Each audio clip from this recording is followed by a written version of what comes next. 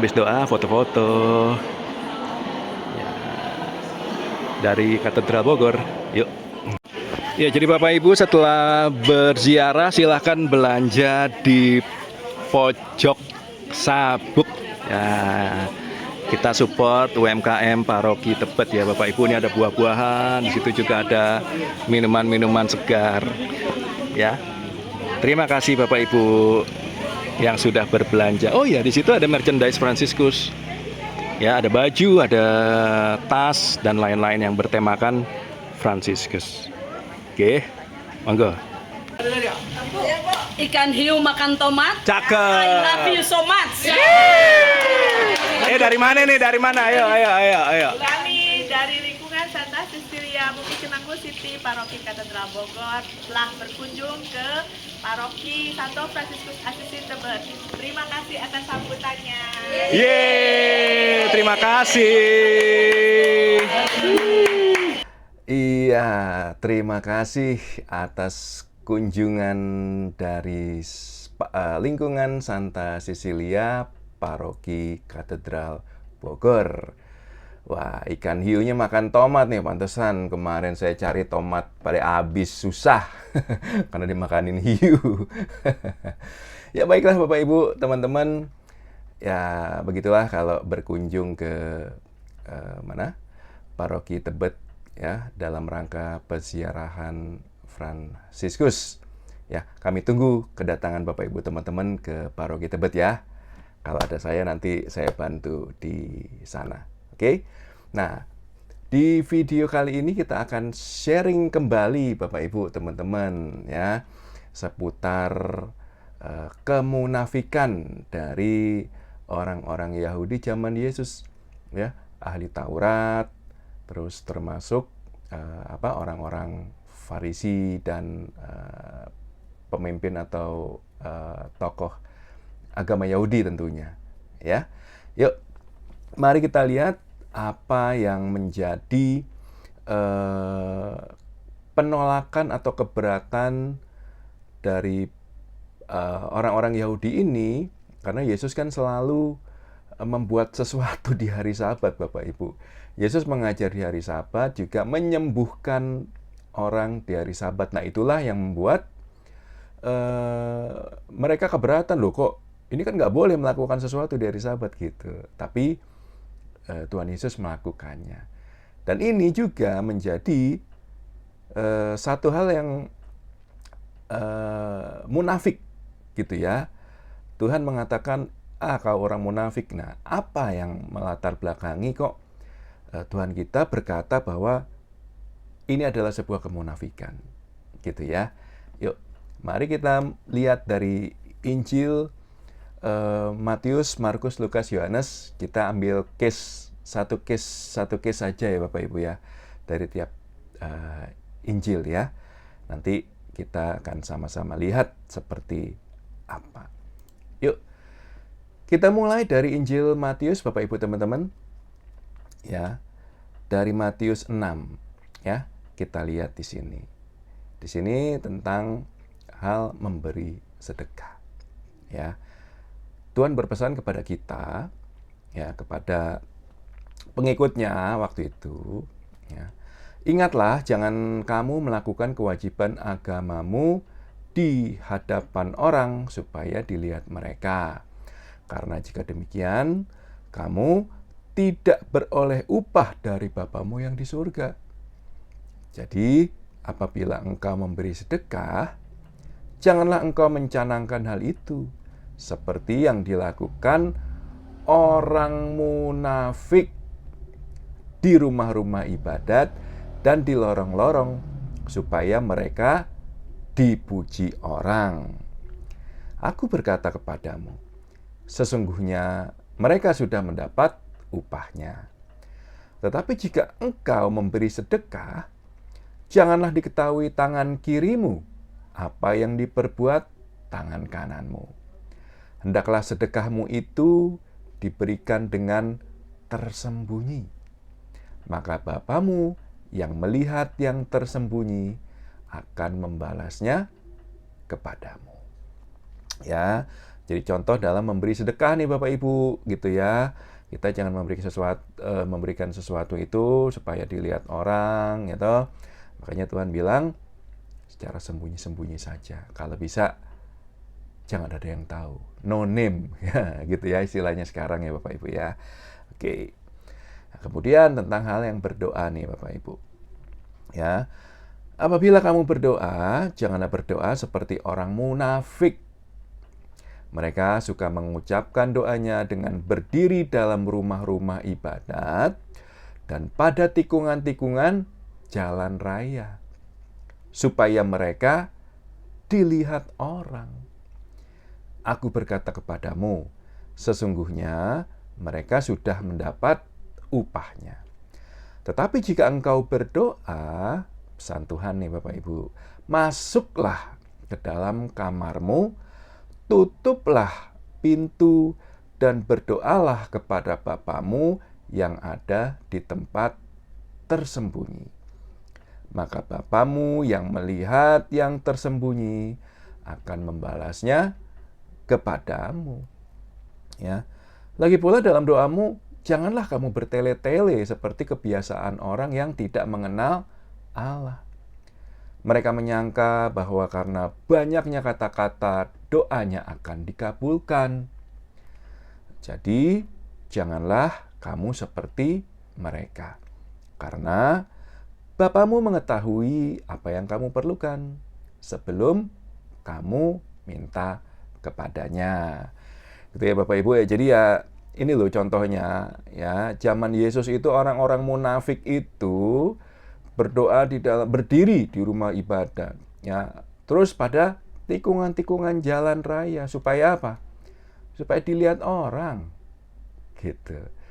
Tapi apa perintah Tuhan? Kalau berdoa kita masuk kamar, tutup pintu. Ya. Ya, kita aja yang berdoa di dalam kamar yang sudah menutup pintu, banyak cobaannya kok, banyak godaannya kok. Ya, contohnya di loteng suara tikus nyamuk gitu ya tuh. Terus apa lagi ya kan? Oh, ada mungkin tetangga nyetel TV kenceng-kenceng ya tuh. Ada tukang dagang lewat gitu ya kan. Nah, itu kan semua apa namanya? Bisa mengganggu konsentrasi kita dalam kita berdoa, berkomunikasi dengan Tuhan. Apalagi di tikungan-tikungan jalan di luar ya toh, orang genah gitu ya. Nah, makanya Tuhan mengajarkan, ayo kita ikuti saja apa kata Tuhan ya. Kalau berdoa kita diam-diam, sembunyi-sembunyi, dalam hati juga perlu, dalam setiap langkah kita di luar ya, kita tetap berkomunikasi selalu dengan Tuhan. Kenapa harus selalu Bapak Ibu? Karena cobaan godaan itu kan setiap detik ada Bapak Ibu. Jadi setiap saat pula kita berkomunikasi dengan Tuhan. Gitu ya Bapak Ibu ya. Oke. Lalu kita ke ayat 16 dan 18 tentang hal berpuasa. Yuk, kita juga berpuasa kan? Hari apa Bapak Ibu? Kita berpuasa. Ya kalau pas masa Prapaskah jelas 40 hari. Tapi kalau hari-hari di luar masa Prapaskah, kita berpuasa pada hari Rabu dan hari Jumat. Ya, gitu ya Bapak Ibu ya. Silakan. Yuk. Dan apabila kamu berpuasa, janganlah muram mukamu seperti orang munafik. Mereka mengubah air matanya supaya orang melihat bahwa mereka sedang berpuasa. Aku berkata kepadamu, sesungguhnya mereka sudah mendapat upahnya. Tetapi apabila engkau berpuasa, minyakilah kepalamu dan cucilah mukamu, supaya jangan dilihat oleh orang bahwa engkau sedang berpuasa, melainkan hanya oleh Bapamu yang ada di tempat tersembunyi. Maka Bapamu yang melihat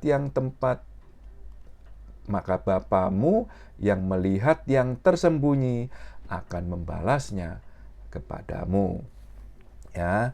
Jadi kita berpuasa juga Bapak Ibu ya, makan kenyang sehari sekali atau kita masih boleh minum gitu ya, supaya kita itu tadi Bapak Ibu taat ya, bisa menahan diri, menawan hawa nafsu dan segala macamnya. Dan juga jangan lupa ada setan yang hanya bisa dikalahkan dengan doa dan berpuasa. Ya. Jadi kita siap sedia selalu Bapak Ibu ya, berpuasa, kemudian kita sadari kalau kita orang berdosa, ya kita masuk kamar pengakuan. Karena inti dari berpuasa kan kita untuk berbalik kepada Tuhan ya. Berbalik dari perbuatan-perbuatan kita yang jahat Bapak Ibu. Gitu ya, teman-teman sekalian. Nah, itu adalah contoh kemunafikan yang ada di dalam Injil Matius gitu ya. Dan juga itu dibahas di Injil lain gitu ya. Tapi kita lihat di Injil Markus berikutnya. Yuk, kita ke Markus 3 Bapak Ibu. Kita lihat nih, nanti kita masuk ke Markus 7 juga ya. Kita ke Markus 3. Nah, ini ya. Yesus menyembuhkan orang pada hari Sabat. Nah, ini nih, ini selalu jadi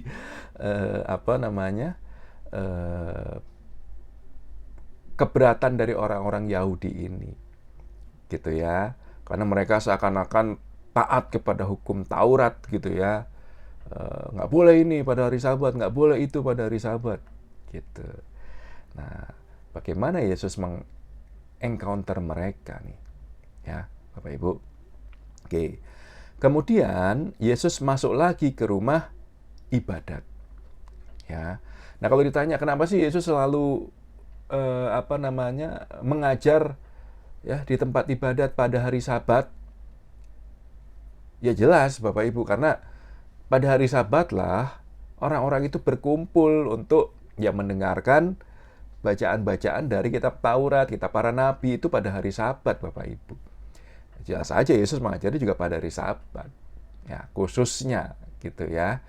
Gitu. Oke ya. Nah, di situ ada seorang yang tangannya mati sebelah. Ya. Mereka mengamati Yesus kalau ia menyembuhkan orang itu pada hari Sabat nih. Ya, supaya mereka dapat mempersalahkannya. Gitu ya. Nah, kata Yesus kepada orang yang tangannya mati sebelah itu, "Mari, berdirilah ke tengah." Berdiri dia, diajak ke tengah. Nah, jadi biasanya sinagoga itu melingkar ya Bapak Ibu ya. Dibawa ke tengah. Gitu ya. Nah, kemudian katanya kepada mereka. Nah, kepada mereka itu maksudnya ya kepada itu loh, si orang-orang Yahudi ya kan, ahli Taurat itu yang ada juga di situ ya Bapak Ibu ya. Gitu. Nah, ya. Manakah yang diperbolehkan pada hari Sabat? Berbuat baik atau berbuat jahat? Menyelamatkan nyawa orang atau membunuhnya? Nah, tetapi mereka diam aja. Ia sangat berduka karena kekerasan hati mereka.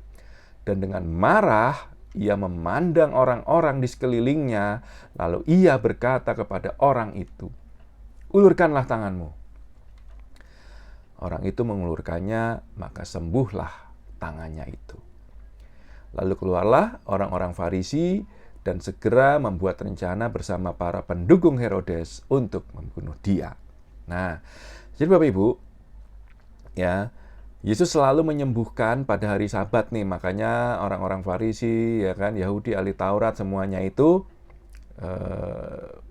menentang gitu ya. Wah, ini apalagi sempat ya kan anak manusia, wah dia menganggap dirinya Tuhan gitu ya. Jadi makin bertambahlah kebencian, ketidaksukaan mereka ini ketika Yesus menyembuhkan orang-orang pada hari Sabat. Ya. Dan juga tentunya, nah ini Bapak Ibu, semakin banyak orang mengikuti Yesus karena mukjizat-mukjizat yang dilakukan Yesus. Jadi mereka juga takut nih, gitu ya. Takut kalau pengikut-pengikut mereka ini beralih mengikuti Yesus, gitu ya, dengan ajaran baru yang diperkenalkan oleh Tuhan kita. Ya, contohnya waktu di khotbah gitu ya, kamu telah mendengar ya kan? Ini. Tetapi aku berkata kepadamu, ya kan? Kamu telah mendengar ini. Tetapi aku berkata kepadamu. Nah, itulah Tuhan memberikan sesuatu gambaran, sesuatu aplikasi yang baru pada hukum yang sudah ada sebelumnya. Gitu ya Bapak Ibu ya. Nah, jadi di sini Tuhan bilang kan, menanya gitu ya, mancing gitu ya. Manakah yang diperbolehkan pada hari Sabat? Ya, berbuat baik atau berbuat jahat? Ya, maksudnya gini Bapak Ibu. Hari Sabat adalah hari istirahat ya katanya gitu ya, istirahat gitu ya, rest ya, God rest ya, Tuhan beristirahat setelah penciptaan 6 hari. Tuhan beristirahat, terus manusia diminta untuk bisa membaca Taurat ya kan, pergi ke tempat ibadah pada hari Sabat Bapak Ibu. Jadi hari Sabat adalah hari untuk manusia bisa santuy di rumah gitu ya. Santuy dalam arti ini loh, mengenal firman Tuhan, merenungkan firman Tuhan, apa yang diajarkannya dalam hukum-hukum Taurat dan kitab para nabi. Ya.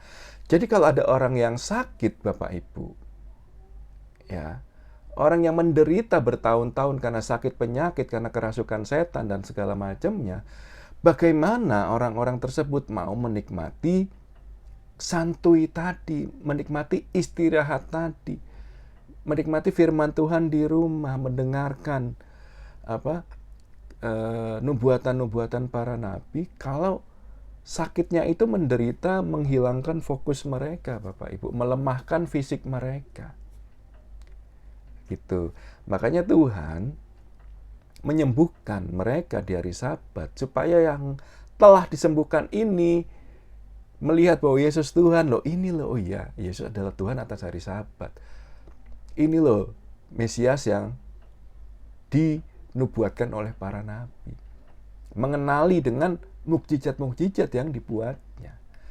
Karena nggak mungkin manusia bisa bikin mukjizat apalagi sampai membangkitkan seseorang.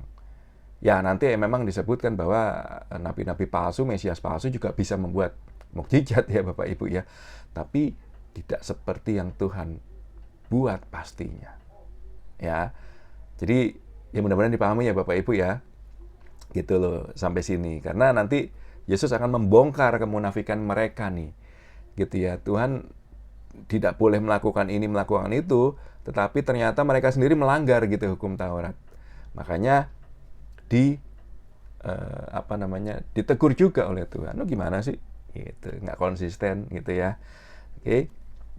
Nah, ini sudah ya di Markus 3 ya, kita sudah melihat ya Bapak Ibu ya. Nah, sekarang kita ke Markus 7 Bapak Ibu.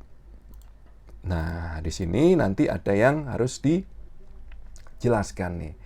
Ya. Jadi kita lebih memahami konteksnya ya Bapak Ibu ya, karena semua itu berurutan. Oke, semua itu ada hubungannya ya. Nah, di sini Bapak Ibu ya. Lihat kemunafikan apa yang diperlihatkan oleh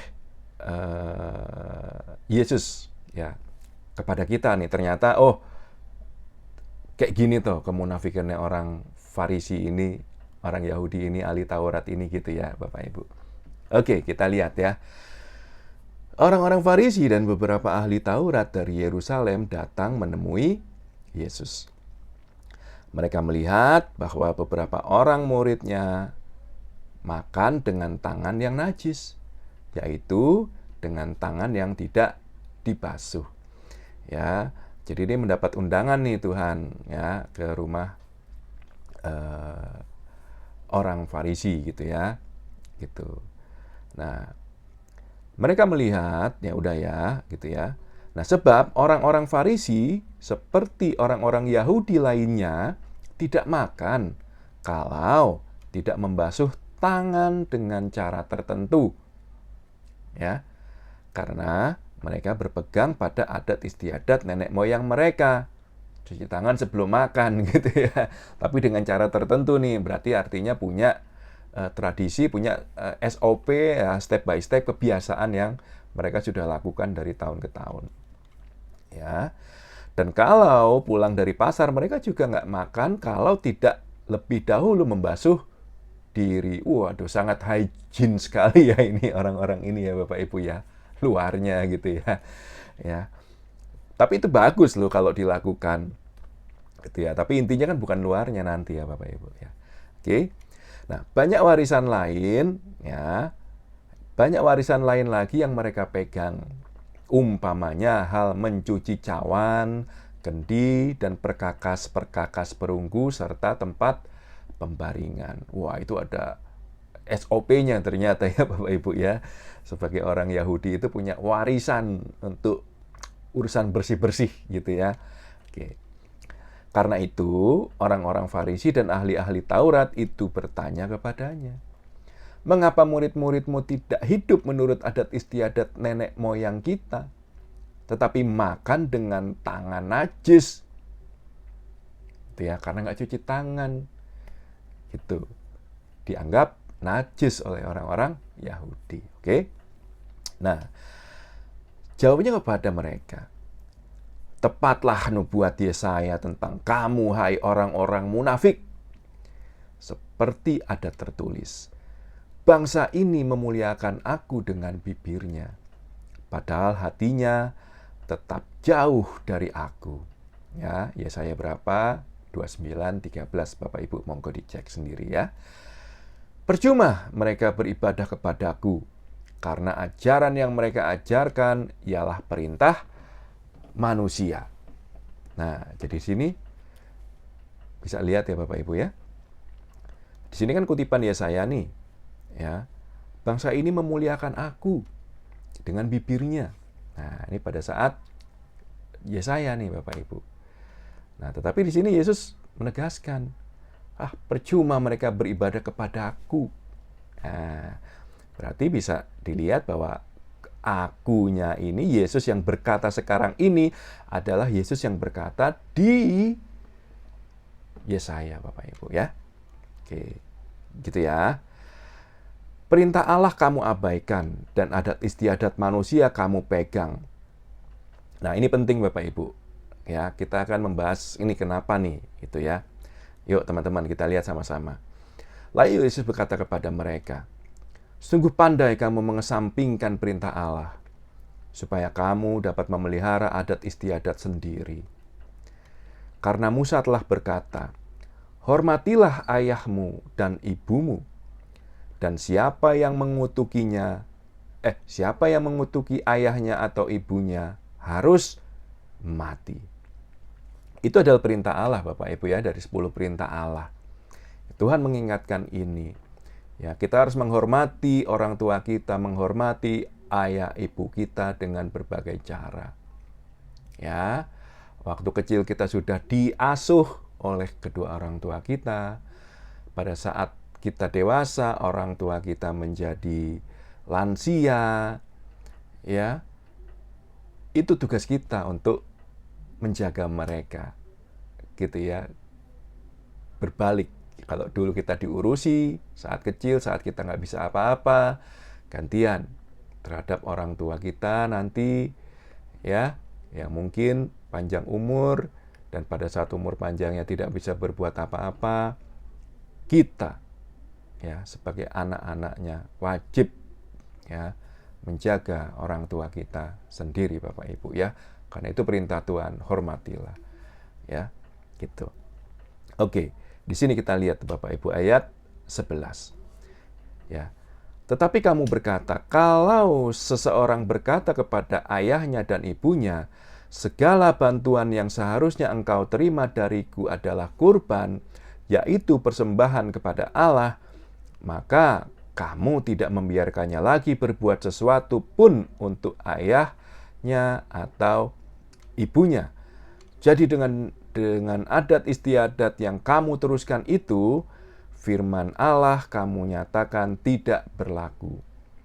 Ya. Dan banyak lagi hal-hal lain seperti itu yang kamu lakukan ya. Gitu, yang mengutamakan adat istiadat. Nah, jadi di sini Bapak Ibu, Ya, kita sudah tahu bahwa perintah ya dari 10 perintah Allah yang turun pada Musa menghormati kedua orang tua. Itu perintah Allah. Ya. Tetapi di sini diputar balikkan oleh ya ahli Taurat tadi ya, Bapak Ibu, orang-orang yang berkecimpung di bait Allah.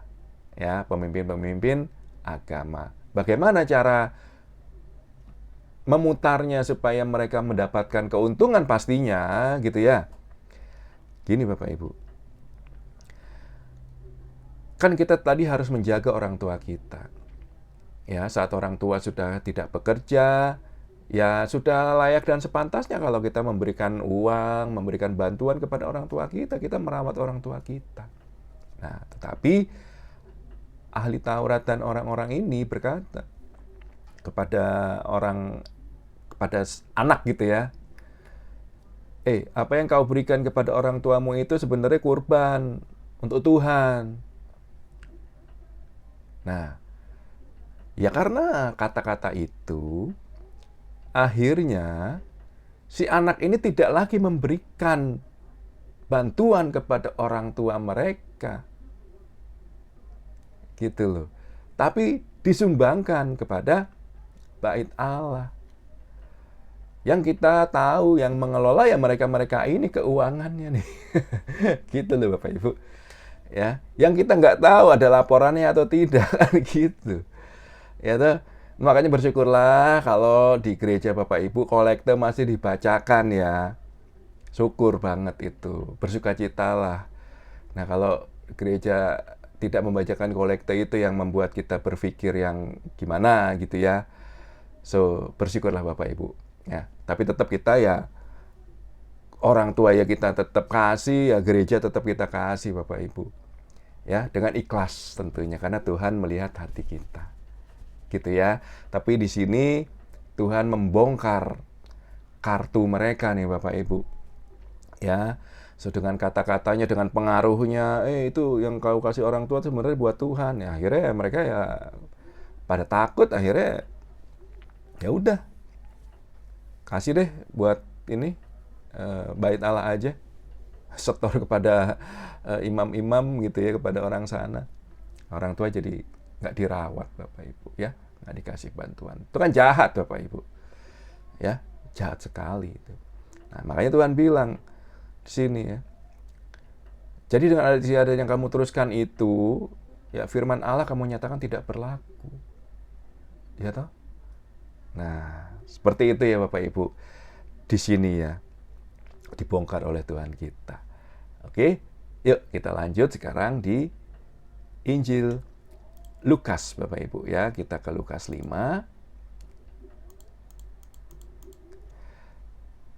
Ke Lukas 5 33 sampai 39. Ya. Ini juga sama tentang hal berpuasa nih Bapak Ibu. Ya, hampir sama dengan yang tadi, tapi kita mau lihat nih ada hal-hal yang mungkin akan nyambung gitu ya. Yuk. Nah, di sini ya orang-orang Farisi itu kan berkata kepada Yesus, murid-murid Yohanes sering berpuasa dan sembahyang. Demikian juga murid-murid Farisi. Gitu ya. Tapi murid-muridmu makan dan minum. Kok nggak puasa gitu ya. Makanya jawab Yesus kepada mereka, dapatkah sahabat mempelai laki-laki disuruh berpuasa sedangkan mempelai itu bersama-sama mereka? Gitu ya. Nanti kok akan datang waktunya kok. Nanti kalau mereka berpuasa itu ada waktunya nanti. Gitu ya, saat mempelainya diambil dari mereka. Gitu ya. Nah, terus, di 36 nih Bapak Ibu. Ya, setelah berkata tentang hal berpuasa dan bersembayang ini, ia mengatakan juga suatu perumpamaan kepada mereka. Ya, ini pembahasan tentang puasa sudah selesai. Nah, kemudian Tuhan mengatakan sesuatu lagi ya, sesuatu perumpamaan kepada mereka. Ya. Tapi nanti akan berkaitan nih Bapak Ibu. Yuk mari kita lihat sama-sama ya. Tetapi tidak seorang pun mengoyakkan secarik kain dari baju yang baru untuk menambalkannya pada baju yang tua. Jika demikian, yang baru itu juga akan koyak, dan pada yang tua itu tidak akan cocok kain penambal yang dikoyakkan dari yang baru itu. Jadi nih, ada baju yang sudah tua kok soek gitu ya. Terus ambil baju yang baru, baju baru itu disoek untuk nambel, ya dipotong soek sebagian untuk nambel soekan dari baju yang lama. Ya nggak bisa Bapak Ibu. Ya toh, sesuatu yang perbuatan yang sia-sia gitu ya kan, karena pertama baju yang baru jadi rusak karena udah disobek. Ya terus pas dijahit di baju yang tua itu, yang soek itu, ya pasti akan tambah rusak gitu loh. Ya. Nah, oke. Itu gambaran yang pertama. Yang kedua, di sini 37. Demikian juga tidak seorang pun mengisikan anggur yang baru ke dalam kantong kulit yang tua. Karena jika demikian, anggur yang baru itu akan mengoyakkan kantong itu, dan anggur itu akan terbuang sia-sia toh, dan kantong itu pun hancur. Tetapi anggur yang baru harus disimpan dalam kantong yang baru pula.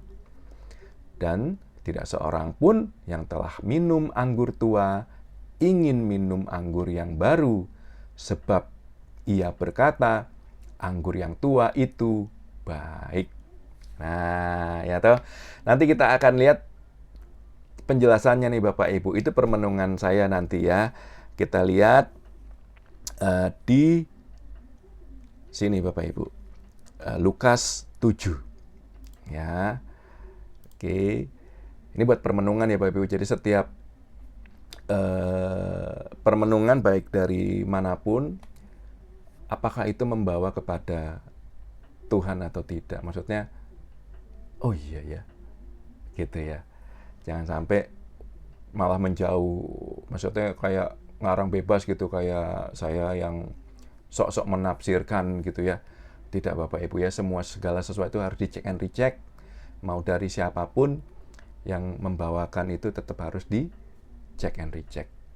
Gitu Bapak Ibu, sehingga kita benar-benar yakin. Nah, gitu ya. Oke. Di Lukas 7 27-30. Ya. Sebaiknya konteksnya dibaca Bapak Ibu. Nah, saya akan langsung ke poinnya, menyambung tadi yang Lukas 5. Oke. Di Lukas 7 27-30. Ya.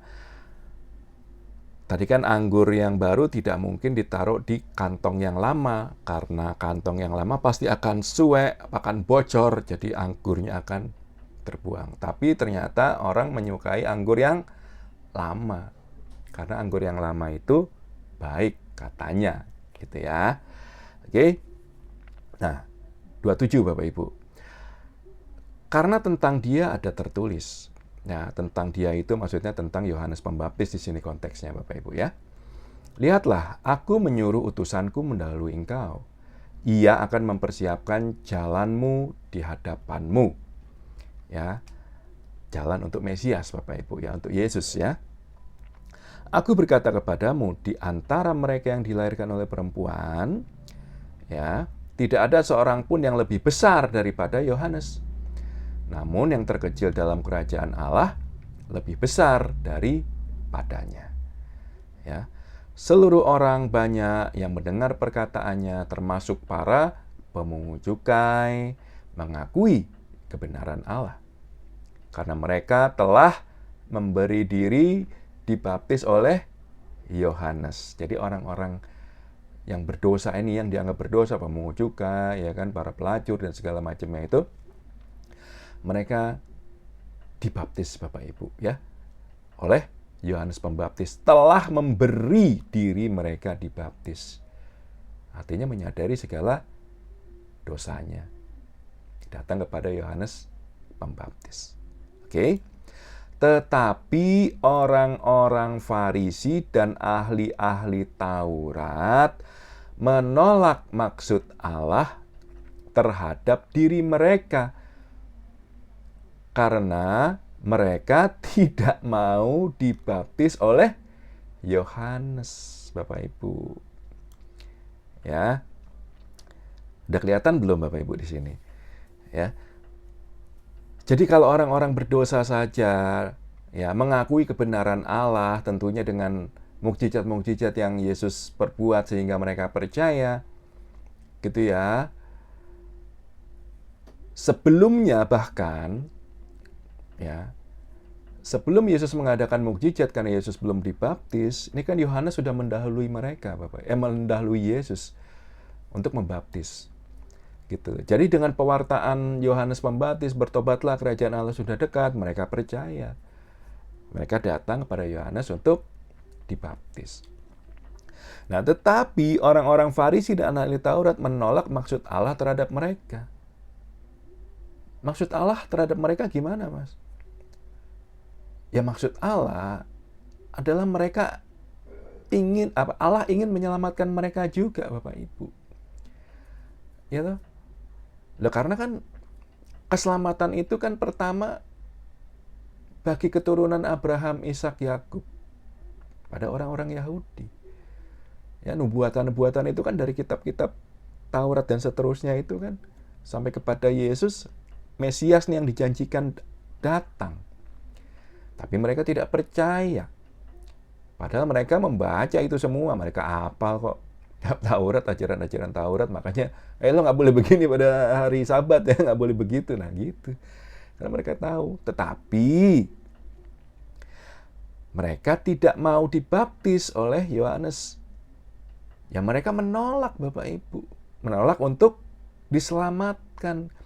Kalau kembali ke 5 tadi, ya, kelebihan 5 nih ya. 5:39 nih Bapak Ibu yang terakhir. Ini loh. Ya. Dan tidak seorang pun yang telah minum anggur tua ingin anggur yang baru, sebab ia akan berkata anggur yang tua itu baik. Artinya mereka sudah terbiasa dengan adat istiadat itu yang mengenakkan mereka. Gitu ya. Hukum-hukum Taurat yang sudah mereka pilih-pilih gitu untuk kepentingan, untuk keuntungan mereka. Ketika ada anggur yang baru, ketika ada ajaran baru dari Tuhan kita Yesus Kristus, mereka menolak. Jelas udah enakan yang lama, yang baru ribet gitu ya kan. Apa untungnya buat gue gitu ya kan nantinya gitu loh. Ya. Nah, makanya mereka menolaknya Bapak Ibu. Jadi ya inilah gambaran bahwa Yesus mengatakan, ini loh adat istiadat lo, kebiasaan-kebiasaan lo semua nih. Gitu ya, orang Farisi, ahli Taurat itu adalah kemunafikan belaka. Ya, tidak akan bisa diterima ajaran baru karena mereka tetap menikmati anggur tua yang baik itu, Bapak Ibu. Ya, kebiasaan-kebiasaan yang sudah membuat mereka nyaman itu, enak itu. Mereka tidak mau berubah. Gitu ya. Mereka menolaknya, mereka tidak mau dibaptis sebagai tanda pertobatan. Ya, menolak keselamatan. Ya. Gitu Bapak Ibu ya. Oke. Kalau bingung ya nanti boleh ditulis kolom komentar ya. Nanti saya berusaha jawab dengan video gitu ya. Atau kalau bisa langsung saya langsung jawab gitu ya Bapak Ibu ya. Oke. Ngopi dulu Bapak Ibu.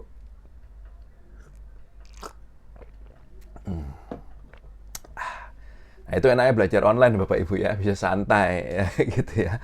Nah, lain kalau harus kuliah gitu ya kan, harus serius dan segala macam. Kalau di rumah santai. Kalau pakai headset lebih bagus lagi.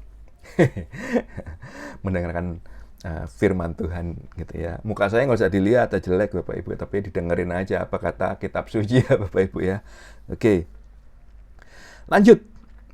Kita ke yang terakhir dari Yohanes ya. Yohanes 7 Bapak Ibu. Ya. Oke, seperti biasa dibaca konteksnya dulu Bapak Ibu.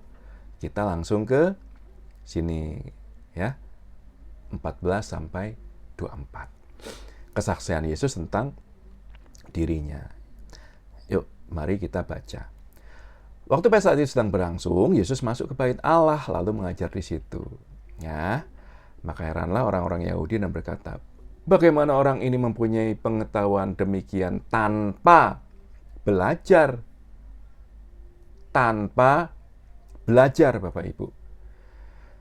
Ya. Karena apa? Yesus Tuhan, Bapak Ibu. Ya. Kalau mereka tahu nih ahli-ahli Taurat, orang Yahudi ini, Yesus belajar gitu ya, karena zaman dulu ya nggak sembarangan Bapak Ibu untuk menjadi guru. Ya harus ya seperti ada sekolahnya gitu ya. Pasti mereka tahu kalau Yesus, oh nih anak KPKS nih misalnya gitu ya. Ya, tetap belajar gitu ya. Itu. Tapi ternyata tidak, karena tidak, oh ini nggak pernah belajar, nih nggak pernah ada di kelas atau di sekolah ini kok bisa ngajar gitu loh. Nah, mereka heran, ya. Nah, jawab Yesus kepada mereka, ajaranku tidak berasal dari diriku sendiri, tetapi dari Dia yang telah mengutus aku. Barang siapa mau melakukan kehendaknya, ia akan tahu entah ajaranku ini dari Allah, entah aku berkata-kata dari diriku sendiri. Barang siapa berkata-kata dari dirinya sendiri, ia mencari hormat bagi dirinya sendiri. Tetapi barang siapa mencari hormat bagi Dia yang mengutusnya, ia benar dan tidak ada ketidakbenaran padanya. Ya, nah ini saya share sedikit ya, Bapak Ibu. Ya, barang siapa berkata-kata dari dirinya sendiri, ia mencari hormat bagi dirinya sendiri. Ya, seperti kemunafikan dari orang-orang Yahudi, ahli Taurat, orang Farisi itu yang tadi sudah kita bahas, yang telah dibongkar kartunya oleh Tuhan kita. Ya, jelas mereka adat istiadat itu aturan manusia. Yang bikin manusia, Bapak Ibu. Ya, tetapi karena adat istiadat sebenarnya baik, ya nyuci tangan sebelum makan itu kan baik gitu ya, bagus.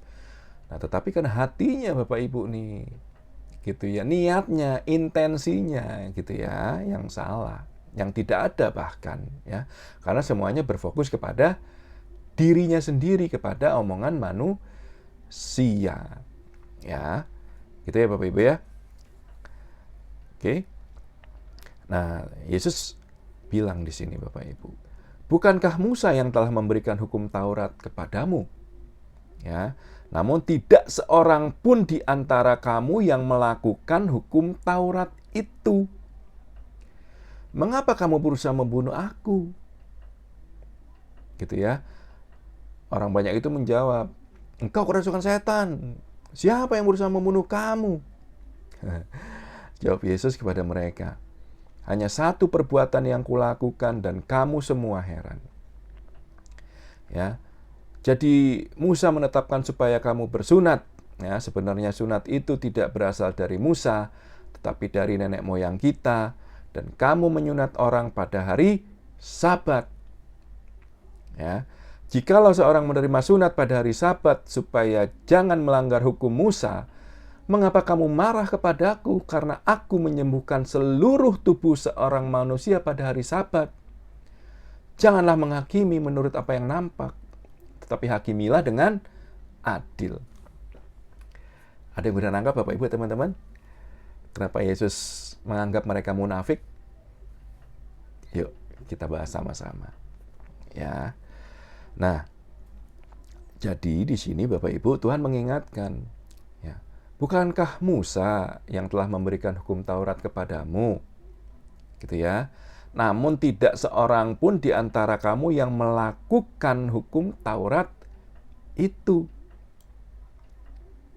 Kok Yesus tahu? Ya, Yesus Tuhan Bapak Ibu ya. Jadi tahulah ya. Tapi kenapa? Nah, ini kan udah ada rencana membunuh dia ya gara-gara itu tadi ya kan, apa? Perbuatan-perbuatan di hari Sabat, sindiran-sindirannya kepada orang Farisi dan segala macamnya gitu ya. Nah, di sini Bapak Ibu nih, ya, kita lihat ya, mengapa engkau berusaha membunuh aku gitu ya kan katanya. Engkau kerasukan setan, siapa yang berusaha membunuh engkau gitu ya. Nih, Yesus kan menyembuhkan orang di hari Sabat ya Bapak Ibu ya. Segala macam penyakit disembuhkan Yesus pada hari Sabat, dan itu membuat orang-orang Yahudi itu marah gitu ya. Kenapa lu melakukannya pada hari Sabat? Lakukanlah di hari lain, kan masih banyak hari-hari lain. Kenapa pilih hari Sabat? Kan gitu ya. Nah, ini Bapak Ibu, kartu mati lagi nih Bapak Ibu ya. Lihat. Jadi Musa menetapkan supaya kamu bersunat. Oke. Nah, sebenarnya sunat itu tidak berasal dari Musa, tetapi dari nenek moyang kita. Jadi emang bukan dari Musa Bapak Ibu, tapi dari nenek moyang Musa. Nenek moyang orang Yahudi siapa? Abraham Bapak Ibu. Ya, Abraham. Itu di perjanjian lama Bapak Ibu, silakan cek ya. Abraham tuh disunat bareng sama anaknya Ismail Bapak Ibu. ya, gitu loh. Kalau nggak salah umur 99 tahun, nah Ismail umur 13 tahun disunat tuh ya, karena perintah Tuhan sebagai perjanjian. Gitu ya. Nah, monggo dicek ya Bapak Ibu ya di di Kejadian ya, kitab Kejadian. Oke. Nah, jadi di sini Bapak Ibu menyunatkan ya, itu sebagai tanda perjanjian. Orang Yahudi ya betul harus nyunat. Tapi kamu menyunatkannya pada hari Sabat, dibalikin. Loh, perintah Musa kan memang suruh menyunatkan ya menurut hukum Taurat. Ya kan? Tapi kan pada saat yang sama, di hari Sabat kan nggak boleh melakukan apapun, pekerjaan apapun. Tapi lu kok malah menyunatkan orang pada hari Sabat? Berarti kan orang Yahudi melanggar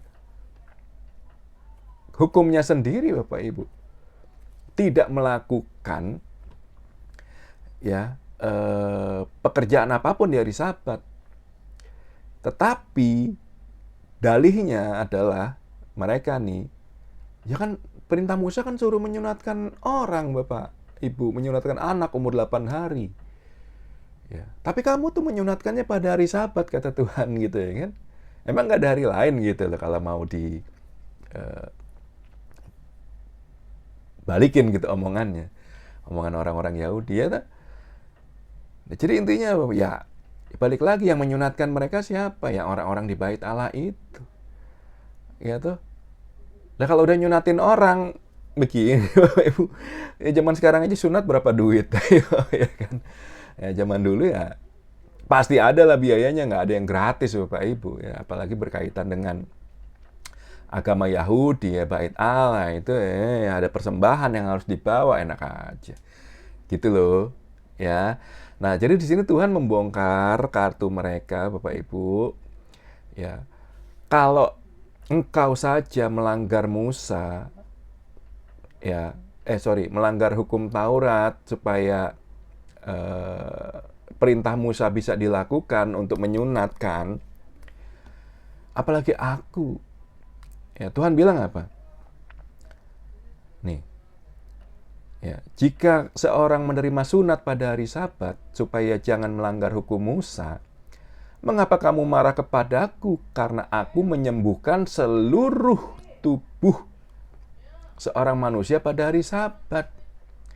Ya, iyalah perbandingannya Bapak Ibu, sunat kan cuma seujung itu ya, gitu ya.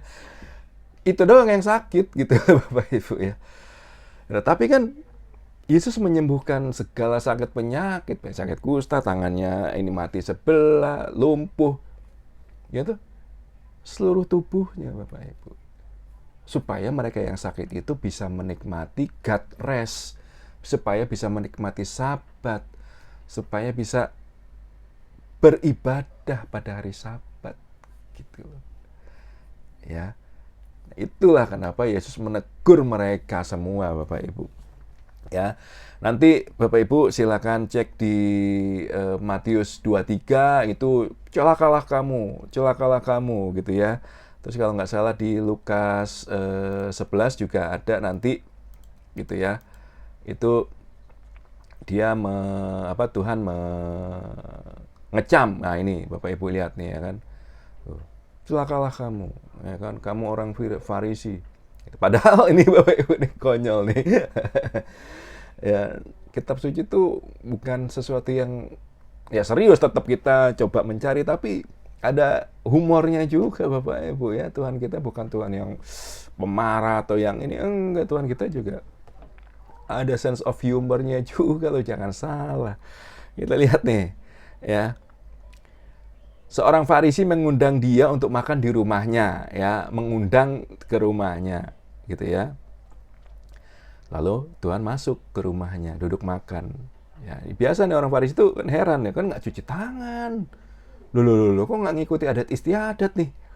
Ya, Tuhan berkata kepadanya, lihat nih Bapak Ibu, kamu orang Farisi, kamu membersihkan bagian luar cawan, ya, tapi bagian dalam penuh dengan rampasan, kejahatan. Luarnya doang lo cuci, tapi hati lo. Apa kata Tuhan? Hai orang-orang bodoh. Ya kan? Ya kan? Hai orang-orang bodoh. Ya kan? Nih, langsung di sini nih 42 nih. Celakalah kamu, hai orang Farisi, sebab kamu membayar perpuluhan dan segala macamnya. Ya kan? Tetapi tuh, yang satu dilakukan, yang lain jangan diabaikan dong. Celakalah kamu. Bayangin aja Bapak udah diundang makan nih. Tapi malah tuan rumahnya dimaki-maki, ya kan, dibodoh-bodohin, ya kan. Bahkan disumpahin gitu, celakalah. Gitu ya, Bapak Ibu. Nah, jadi itulah Bapak Ibu ya, teguran dari Tuhan kita tentang kemunafikan.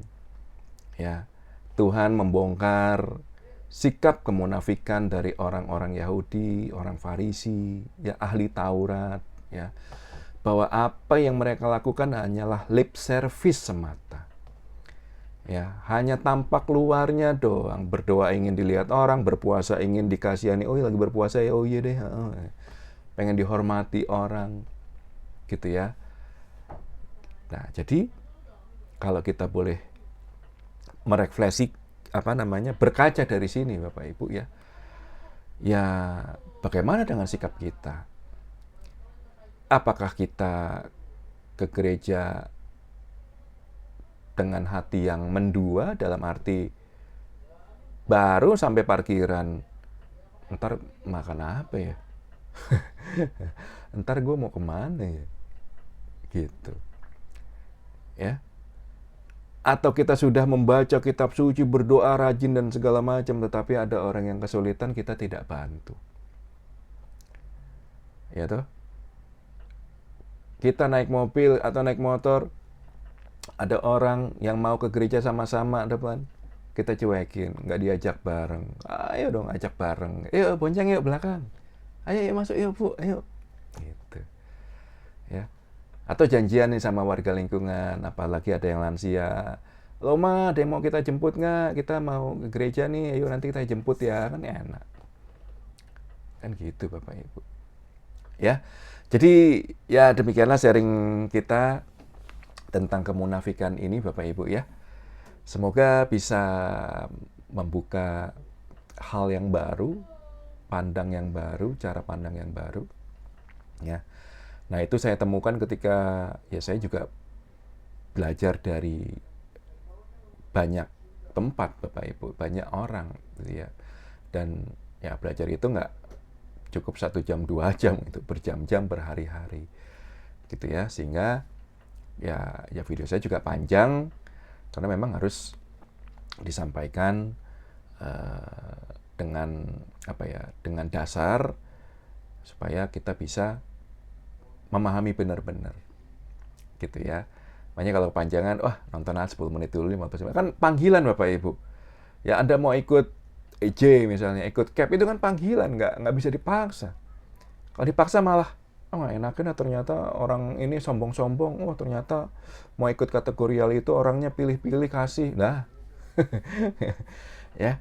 Nah, mudah-mudahan di sini setelah Tuhan menegur kita, bagaimana kita berdoa, bagaimana kita memberikan sedekah, bagaimana kita berpuasa, ya, dan bagaimana kita menjalani hidup kita supaya bisa serupa seperti Kristus Bapak Ibu. Ya, Tuhan adalah kasih, kita juga penuh kasih. Ya, kita harus bersukacita karena kita telah diselamatkan melalui pembaptisan. Kita menerima karunia Roh, 7 karunia roh, dan kita diharapkan untuk berbuah, ya, sukacita, damai sejahtera, ya toh, dan segala macamnya, gitu ya. Sehingga kita yang hidup di dunia sementara ini, Bapak Ibu, selalu siap sedia nih, kapanpun Tuhan datang menjemput kita, ayo, udah tempat bersiap, balik, gitu. Atau pada saat Tuhan Yesus datang kedua kali untuk mengadili orang hidup dan mati, yang kita nggak tahu kapan, bisa nanti malam, bisa besok, bisa lusa, kita nggak tahu. Tugas kita bersiap-siap supaya kita layak. Makanya kita hidup dalam ketaatan, dalam kekudusan, akan kasih kepada Allah dan kasih kepada sesama. Demikian Bapak Ibu, teman-teman, terima kasih udah menikmati waktu kita bersama-sama dengan saya nih yang bukan siapa-siapa nih. Ya, saya doakan semoga Bapak Ibu teman-teman selalu sehat, selalu semangat, balu sukacita dalam pelayanan, dalam membaca firman Tuhan, dan tentunya dalam mengasihi Tuhan dan sesama. Terima kasih, Tuhan memberkati. Amin.